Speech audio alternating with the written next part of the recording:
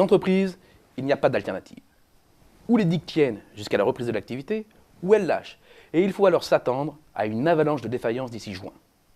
Dans ce contexte, 3 indicateurs sont à surveiller de très près.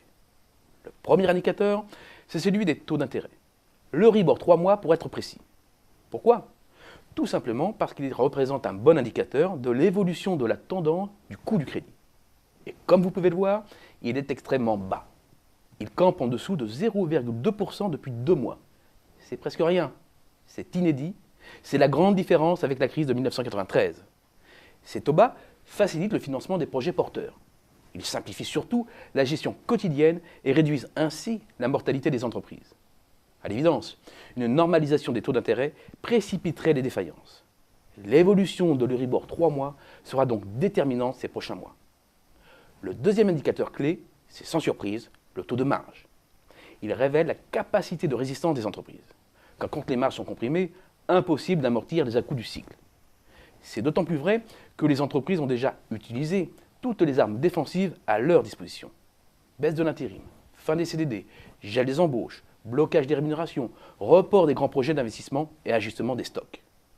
Alors c'est vrai, à peine au-dessus de 28%, le taux de marge des sociétés non financières reste très bas. Mais restructuration oblige, cela fait maintenant 2 trimestres que s'amorce sa remontée. La confirmation de cette orientation constitue un paramètre décisif.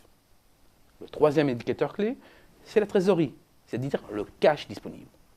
S'il n'existe pas de statistiques pour l'ensemble de l'économie française, les enquêtes de l'Association française des trésoriers d'entreprise fournissent une information précieuse sur l'évolution de la trésorerie des grandes entreprises.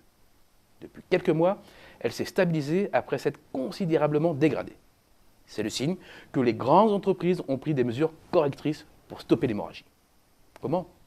En comprimant encore un peu plus les prix des fournisseurs et en jouant sur les délais de paiement. Et qui sont ces fournisseurs? Des PME ou des entreprises de taille intermédiaire. Des PME et des ETI qui, à leur tour, tentent par tous les moyens de transférer cette charge à leurs propres fournisseurs. De proche en proche, c'est tout le tissu économique qui est contaminé. La photo renvoyée par les trésoriers des grandes entreprises est certes incomplète, mais elle permet de se faire une opinion d'ensemble.